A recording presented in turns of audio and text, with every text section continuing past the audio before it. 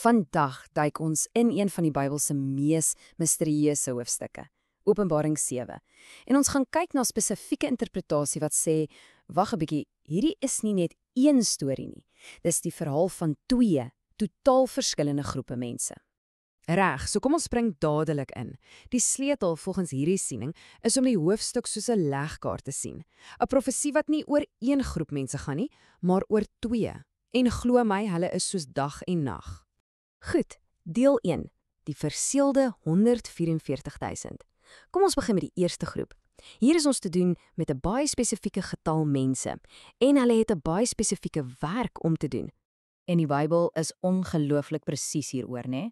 Dit sê nie omtrent nie, dit sê presies 144.000.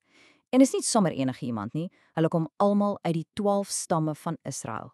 Maar dis belangrik om te verstaan, hierdie interpretasie sê hulle is nie net die totaal van alle geredde mense nie. Nee, hulle word God se dienaars genoem. Hulle is spesiaal gekies, verseël op hulle voorkoppe vir baie belangrike missie in die eindtyd. So, wat is hulle werk? Dink aan hulle as spesiale boodskappers wat heeltemal beskerm is. Hulle word uitgestuur om te preek juis tydens die groot verdrukking. En dis die deurslaggewende eerste stap in hierdie hele verhaal. En dan, skuif die fokus, deel 2, die groot menigte. Net nadat ons hoor van hierdie presiese getal, 144.000, verander die visioen heeltemal. Skielik sien ons 'n heeltemal ander groep mense. En die kontras is, wel, dis massief. Waar die eerste groep presies getel is, word hierdie tweede groep beskryf as 'n groot menigte wat niemand kon tel nie, heeltemal ontelbaar. En kyk net wie is hulle, 'n diverse, internasionale skare van elke nasie, stam en taal. Jy sien hulle in wit klere met palmtakke en die teks sê vir ons presies waar hulle vandaan kom. Hulle is diegene wat uit die groot verdrukking gekom het. Hulle het pas deur hierdie intense wêreldkrisis geleef. So, hier is die groot vraag, né? Wat is die verband tussen hierdie twee groepe? Is dit dalk dieselfde mense, net op twee verskillende maniere beskryf? Wel, die interpretasie wat ons vandag verken, sê absoluut nie. Hulle is twee heeltemal aparte, verskillende groepe. En as jy daardie verskil verstaan, dan sê hulle, ontsluit jy die hele profesie. Kyk net hier, dis so duidelik as jy hulle langs mekaar sit. Die getal 144.000 teenoor ontelbaar. Die oorsprong, die 12 stamme van Israel teenoor alle nasies op aarde.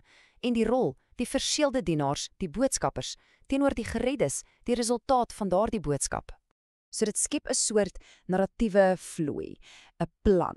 Stap 1, die 144.000 word verseël. Stap 2, hulle voer hulle missie uit. Stap 3, en hier's die sleutel. Hulle boodskap lei tot die redding van die groot menigte. Dis 'n duidelike oorsaak en gevolg storie. Die een groep se werk lei direk tot die bestaan van die ander groep.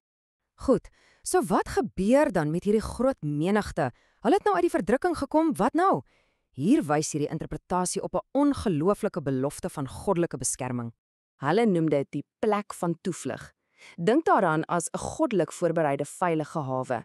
'n Skuiling waar God hierdie mense wat die verdrukking oorleef het, beskerm en versorg, weg van die finale oordeele en die chaos.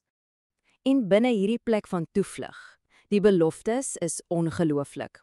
Hulle sal nooit weer honger en nooit weer dors kry nie, 'n absolute einde aan alle lyding. En dan hierdie een, hy wat op die troon sit sal sy tent oor hulle oopspan. Dis nie net beskerming van ver af nie, dis direkte, persoonlike, teenwoordige beskerming van God self. So as ons nou alles saamvat, wat is die uiteindelike boodskap wat ons uit hierdie spesifieke siening van Openbaring 7 moet neem? Basies, dit verander die hoofstuk in 'n storie van missie en redding. Dis 'n ongelooflike hoopvolle verhaal. 'n Spesiale missie word geloods, 'n reuse aantal mense word gered, en hulle word dan na 'n plek van absolute veiligheid en versorging geneem.